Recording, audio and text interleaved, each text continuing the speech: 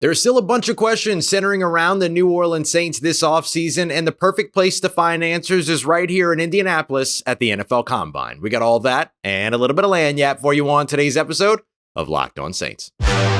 You are Locked On Saints, your daily New Orleans Saints podcast. Part of the Locked On Podcast Network, your team every day.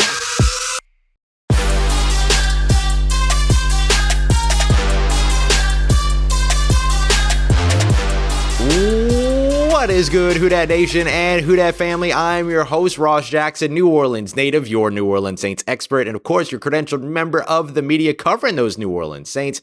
Here's the senior writer and reporter over at Saints News Network. And on today's episode of Locked On Saints, we're going to be focusing on the questions that we're trying to get answers to while we're here in Indianapolis at the NFL Combine. I'm coming to you from the NFL Combine today. And so we're going to be taking a look at the questions that come about with Klint Kubiak being added to this offensive staff and the changes that might happen personnel-wise in order to execute the new system. We're going to take a look at some of the outgoing free agents that you'd like to see stay in New Orleans, including Zach Bond, potentially Andres Pete, and of course Isaac Yiadom and others over on the defensive side as well. And then we're also going to kick everything off here, taking a look at two more players whose future with the New Orleans Saints tends to be in question, running back Alvin Kamara and quarterback Jameis Winston, both futures that we're trying to gain some clarity about here in Indianapolis. We appreciate you very much, as always, for being an everydayer here on the Locked On Saints podcast, and of course, for making us your first listen of the day every day here on the Locked On Podcast Network, your team every day. And today's episode is brought to you by our friends over at FanDuel. Make every moment more. New customers can get $150 in bonus bets by simply winning any $5 bet.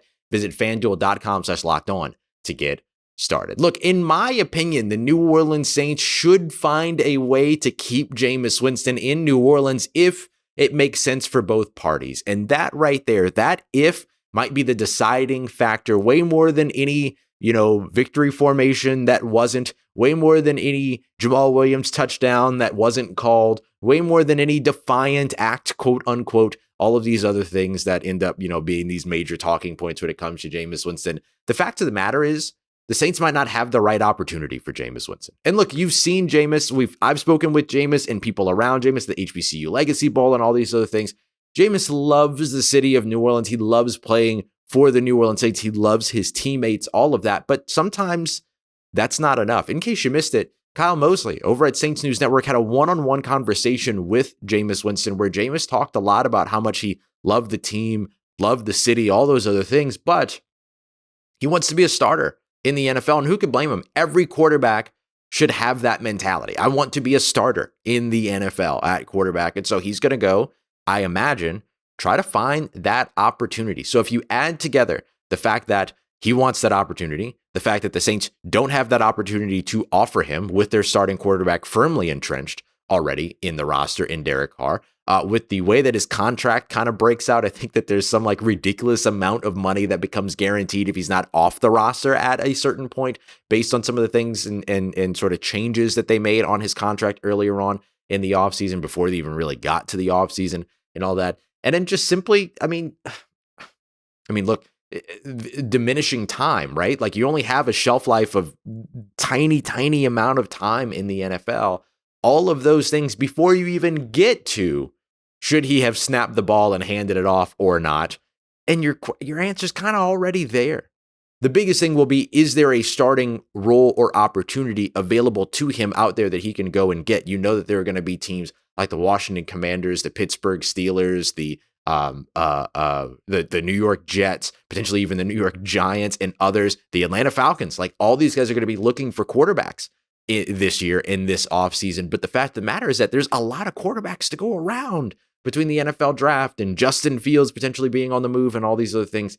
It's going to be a bit of a shifty market when you're looking for a starting opportunity in this league right now. So it's going to be very interesting. Oh, Seattle, of course, might be one of those teams. So it's going to be really interesting to see kind of what that market looks like. But as of right now, I would expect that he at least goes out there and tries to test that market. He should, but we'll gain more sort of clarity on that here in Indianapolis over the course of the week, as I'm sure that all the quarterback rumors will be flying around and everything as well. So we'll see exactly how all of that goes for him. But definitely a big name to watch for the New Orleans Saints. And look, my personal opinion is that I would love to see the New Orleans Saints keep him. That's my personal opinion. It doesn't mean anything. It doesn't go anywhere. It doesn't make any difference for anybody. But for me, it's a good show of unity. He's such a big piece of your locker room. He's such a big piece of keeping the locker room together as well, rallying guys around, pushing away doubt, all of these other things. Like, he's really, really good for the locker room. You'll find other guys and other pieces that are good for locker room. Other people will step into that role and all that, but that's a big thing for you, right? As a fan, you don't want to ever see this team lose the locker room, and he's a big part of sort of that culture. So I want to give him his flowers when it comes to that before it's too late. But we'll see exactly what happens with Jameis, and I'm sure we'll hear more about it here in Indianapolis. The other name that we're going to be listening to a ton when it comes to sort of like what futures are in question when it comes to the New Orleans Saints over the course of the Combine week here is going to be running back Alvin Kamara. Now, do I think that Alvin Kamara is going to go anywhere? I'll tell you straight up, no. I don't think that he does, but it's an option, right? Again, we never say never here in the NFL. So even when I say no, I'm like 80% sure. Who really knows, And so the Saints could trade him and it would save them some money. They could restructure him. It would save them some money. But I think that the defining key point here for me about wanting to keep Alvin Kamara in New Orleans is the new system that's coming in. I think you got to get at least a year of him in that system, in that Klint Kubiak system, which is going to, try to get their running backs out in space in the outside zone run. That's going to work on, improving the opportunity for playmakers to get the ball in their hands, be able to operate out in space. You're going to see more Texas routes, more angle routes, more option routes being run out of the backfield. I think that's a pretty good identifier that this system that they're choosing to bring here to New Orleans, or to bring to New Orleans, is one that kind of fits Alvin Kamara's skill sets kind of perfectly, right? Like, it makes a lot of sense. And I get he's, 30 years old or almost 30 years old and all these other things. I understand that.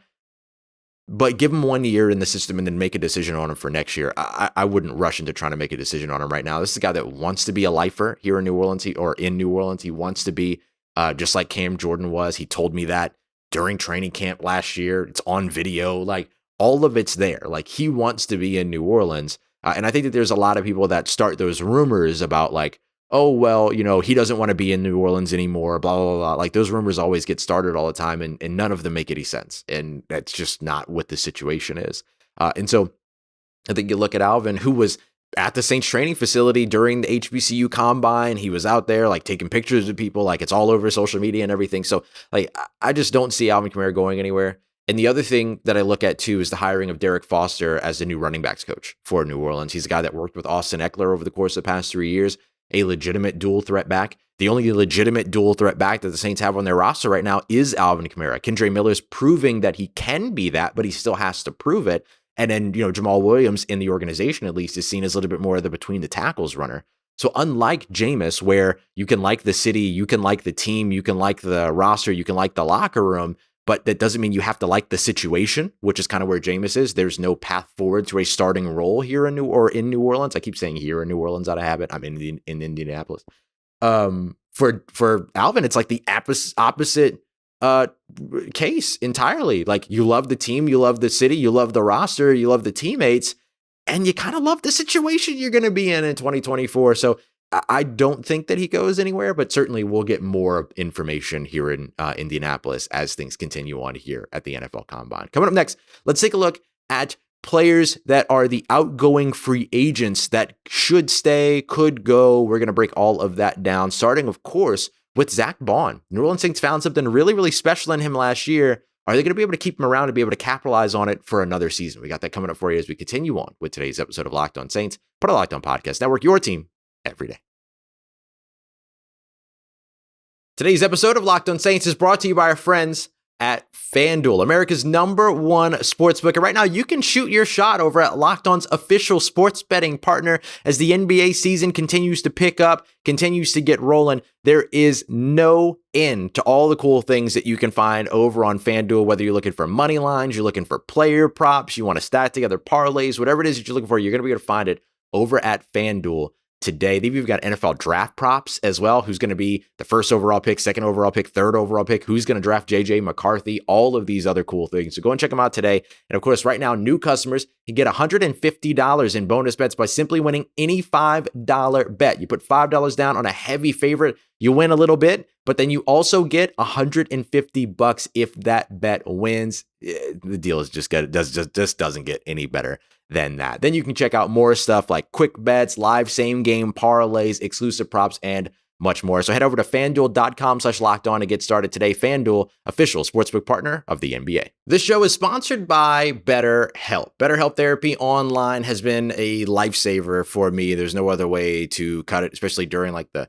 2020 year and everything like that, which is really when I started to find therapy. And the thing that I loved about my experience with all that is that it kind of helped me understand that, like, what do I want to spend my time doing? It's not just about diagnosing like where things are kind of like where I've got internal struggle or anything like that. It was also about like, what do I love doing? What do I love? What am I passionate about? What do I care about? And how do I dedicate more time to that? Therapy was absolutely like 100% integral in that process for me. So if you're thinking about starting therapy, please give BetterHelp a try. It's designed to be convenient, fit to your schedule, flexible, all of that. All you do is fill out a brief questionnaire. They get you paired up with a therapist that meets your background. And then if that doesn't work, you can change therapists at no additional cost. It's awesome. Look, they're just here to help you take care of yourself, right? So learn how to make more time for what it is that makes you happy with BetterHelp today. Visit BetterHelp.com/lockedon to get 10% off of your first month. It's BetterHelp, HELP.com/lockedon.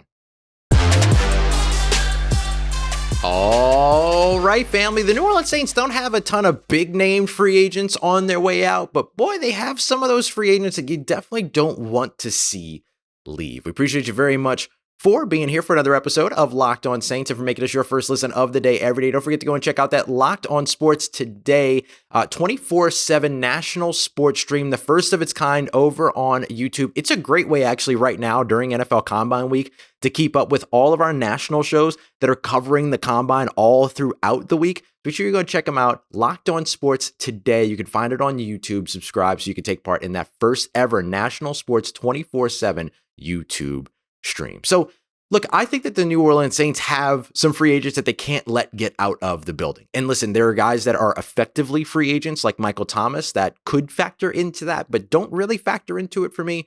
For me, it's some of the guys that might be considered more like, forgive the phrase, but like mid-level free agents in, general like contract speak and stuff like that. And one of those guys for me is Zack Baun. Zack Baun, the 6'3", 230, 240 pound edge rusher that finally got the opportunity to be an edge rusher last year, looked really, really good in that expanded role. And it's unfortunate that it took injuries to players to help him finally get to a point where he was working in the edge rusher or working with the defensive ends as opposed to working with the linebackers and all that. But hey, they got there years and years and years after they drafted him, tried to move him to off-ball linebacker, finally gets an opportunity to be a pass rusher, and he looked really, really good. I know the sack number doesn't really stand out, 2.5, 3.5, whatever, depending upon what, spot you're looking at and everything, because everybody seems to count sacks differently these days. But it was also what he was able to do in the run game. It was also what he was able to do just in terms of pressuring the quarterback and what he was able to do in terms of helping to contain those mobile quarterbacks as well. You look at the way that he helped against CJ Stroud, even earlier in the season, before he was more of a I don't want to call him a full-time pass rusher, but let's call him even a part-time pass rusher, right? Even before he stepped into that role towards the end of the season, he was integral in not letting CJ Stroud get out of the pocket and break contain and all these other things when he was on the field. Now, he also had that interception that he ended up fumbling, unfortunately, but hey, fine. The other stuff that he did in terms of helping to limit some of those boot actions, helping to limit some of those play action rollouts and things like that, like you saw a significant impact from him. We broke it down here on the show, him against Tyler Bagent, him against CJ Stroud, him against Bryce Young later on in the season, all these other things. When he was on the field and the run and the quarterback was breaking outside to his side, they didn't really get loose or get away. And in other situations in the same games, when he was off the field and that quarterback got loose, he got loose. Or even when he was on the field and the quarterback broke to the opposite side of the field that he was on, they got loose. So you could see immediately the impact and the difference of having Zack Baun on the field versus not having Zack Baun on the field.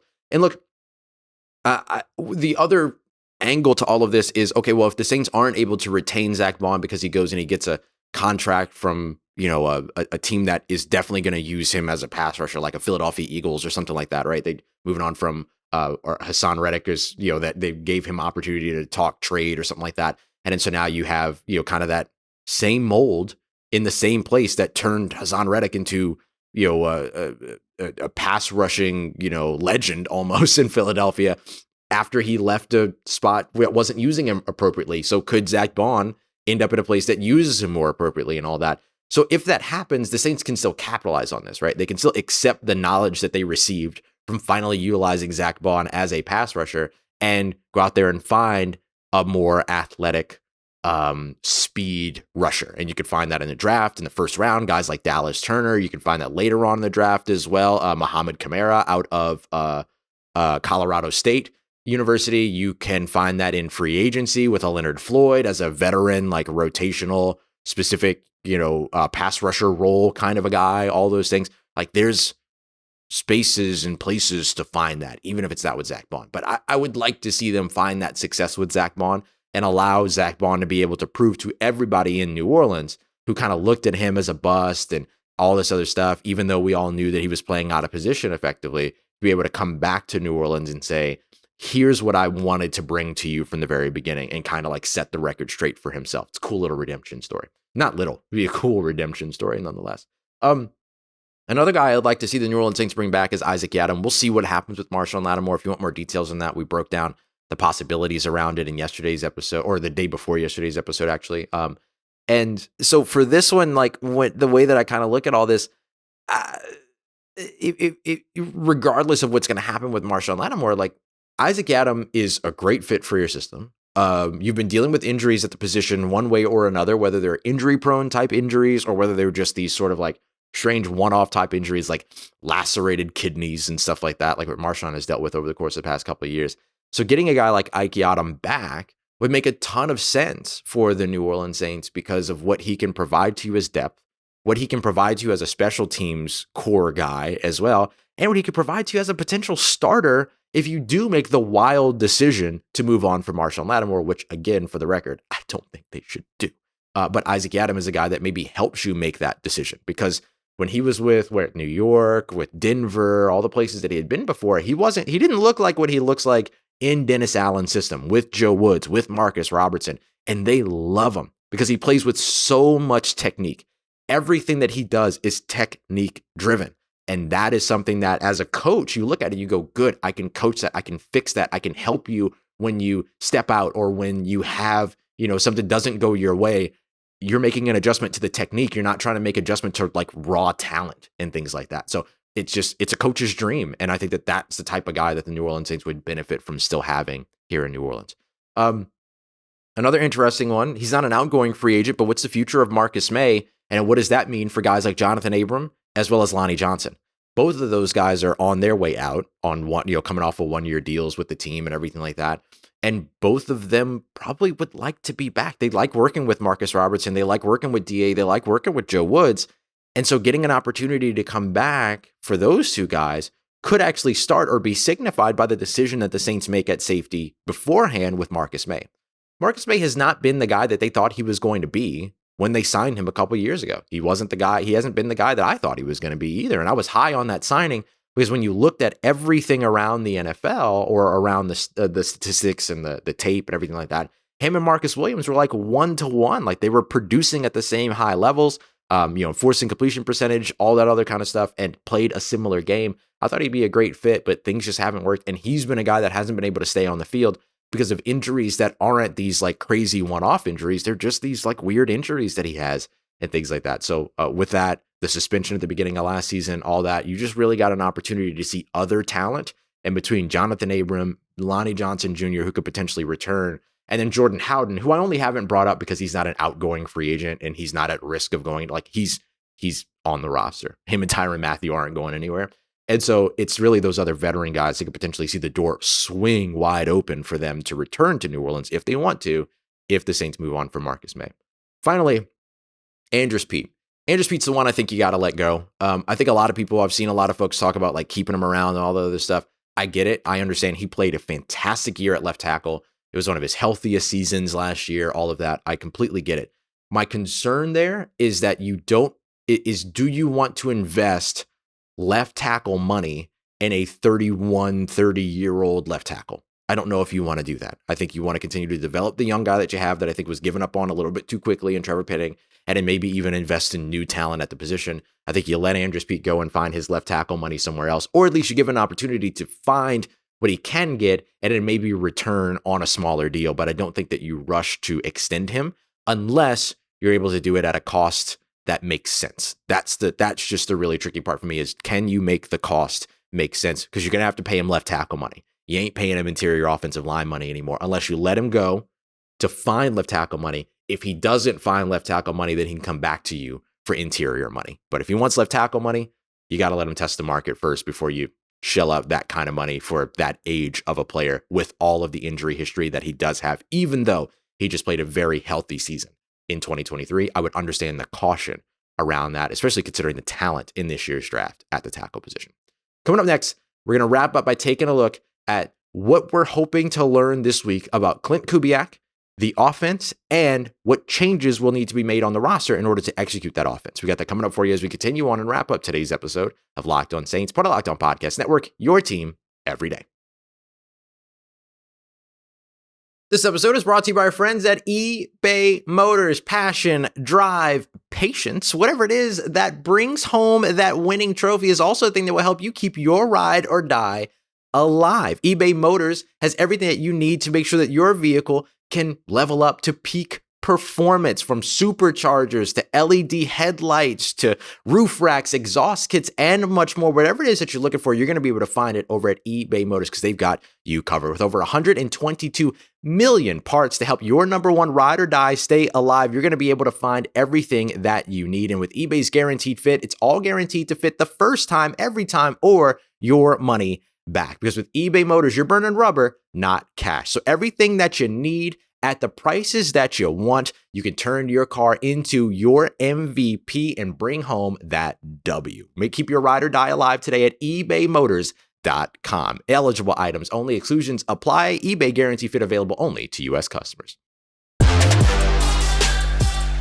Let's get it, Who Dat Nation. We're all excited about what it is that Klint Kubiak could potentially bring to this New Orleans Saints offense, but what exactly will he bring to this New Orleans Saints offense? Those are some of the questions that we're going to be trying to find answers to here in Indianapolis at the NFL Combine. Don't forget, we are your team every day here on the Locked On Saints podcast. So we'll be back tomorrow previewing drills. Tomorrow, Thursday, is the first day of position drills, player drills, all those other things. So we're going to be previewing the players that we're going to have our eye out on. And of course, keep an eye out over on Locked On NFL as well for even more Combine content. Locked On NFL Draft, Locked On NFL Scouting, Renner Ranks, Peacock and Williamson, Locked On NFL. We've got you covered over there. And you're going to see a lot of me over on Locked On NFL over the course of this week as well. So appreciate y'all, as always, for checking out everything that we're doing here at Locked On and continuing to support. Y'all change my life. Very glad to be here at the NFL Combine yet again, 4th year in a row. Boop, boop. Having a great time. While we're here at the Combine this year, one of the things that I'm trying to make sure that I get the answers to for you, as we've been discussing here throughout the show, all the things that we're trying to get answers to, one of them is like a little bit more specificity in terms of what they believe this Klint Kubiak offense is going to be for the New Orleans Saints and what it might mean for players that are on the roster, how they add to that roster, all these other pieces as well, in order to be able to execute that offensive plan. So as a means of looking into all of that, let's take some swings at it, shall we? So I think number one, the thing that you're looking at in terms of what that Klint Kubiak offense is going to bring, the most important thing to me, in my opinion, beyond the wide zone offense, it's going to, have some of that, run game, getting a little bit more to the outside, the tackles, the outside zones, all those other things.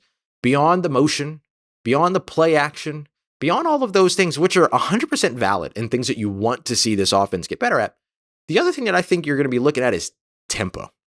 Tempo. Tempo is a big one. And how do you do that? Well, some of it comes down to like how quickly you can get in and out of the huddle, yes, but also the quick passing game. This is something I'm really excited to see potentially be reintroduced to the New Orleans Saints offense. Remember we talked a couple years ago, if you're an everydayer and you have been for a long time, you remember this, but we talked about switching things up to where kind of the Drew Brees offense went from being a, read deep to down type of a situation to being a low to high read offense, where can I get the ball out quickly? Is the slant open? No. Is the out route open? No. Is the check down open? Yes. But let me just check for the deep shot real quick. That's not there, so we'll go to the check down. And so it was always kind of like going low and then progressing further down the field before checking down to the running back. It feels more and more like this offense over the course of the past 3 or so years has evolved into being a what's available deep first and then starting to pull back. That's not fair. Let me say the last 2 years, because Jameis with Sean Payton was very much low to high, right? And they won games doing that. Like they were 5-2 before Jameis's injury, or even with Jameis's injury in that Tampa Bay game, because then they turned around and won that Tampa Bay game. But a big part of that was their ability to be able to work within the confines of their offense, work within sort of the condensed version of their offense. Hey, you got to work too hard. 6 yards on first down. That's a win. That's a dub. Like that's positive EPA. Take it and everything. As opposed to that, or how do I say this? In opposition to that, there we go. Nailed it. Over the course of the past 2 years, you've seen a lot more. Let's go deep. Let's go deep. Let's go deep. Like it was a lot of that. Like we talked about a ton on like third and one, the average depth of target for a little while was like 15, 20 yards downfield. And there was just no reason for that, especially in 2023. It was like frustrating to watch. And so I think that now one of the things that I think that the Klint Kubiak offense will bring, and especially with Andrew Janocko coming in at quarterback coach, which isn't being talked about enough, by the way, like that's a huge hire at quarterback coach. Like he's very good and he's ridiculously smart. And one of the things that he does extremely well, though, is that he coaches the 3-step quick pass game incredibly well. And what you're looking for with that, and the reason why I get so excited about this is because, yeah, there might not be all the big like 40-yard downfield passes and things like that. They'll be there. Like they'll still take those shots when they're available. But the quick passing game, you know what it does? It gets the ball in the hands of your playmakers. And you know what the New Orleans Saints have struggled to do over the course of the past couple of years? Get the ball in the hands of their playmakers. And so when I look at that and I think about, okay, so what's the next thing that you sort of try to incorporate in order to be able to figure things out over on the personnel side is who are your playmakers? Chris Olave, Rashid Shaheed, exclusive rights free agent, technically not on the roster at the moment, but he will be, right? Like he's not going to go anywhere. I hope that they do right by him, give him a 2-3 year kind of deal as opposed to just bringing him back on a 1 year tender, but we'll see how they handle that. But that's what they did with Juwan Johnson. That's what they did with Carl Granderson, like they did right by these guys. I assume they'll do the same thing with Rashid Shaheed. Maybe that's another thing that hopefully maybe we can get some answers to in terms of what the idea might be around all of that. So you've got those playmakers. Alvin Kamara obviously is one of them. A.T. Perry could be that guy too. 6'4", 200+ pounds, but he ran like a 4.47 or something like that at the combine. Like he's got good speed.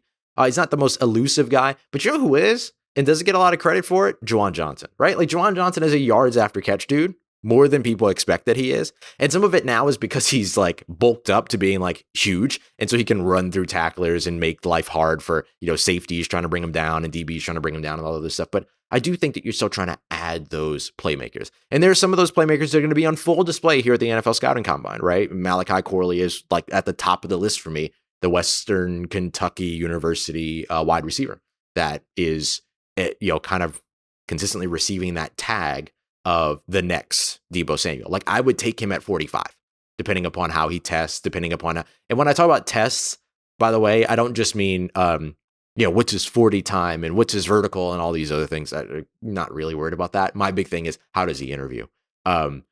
When they get an opportunity to get their hands on him and say, okay, now I want you to run that same route, but I want you to run it from the slot. I want you to run it from out wide. Now I want you to run it from the opposite side of the field. Let me see what you can do from the backfield, top 30 visit kind of stuff, right? The little intricacies and things. That's what I mean by test.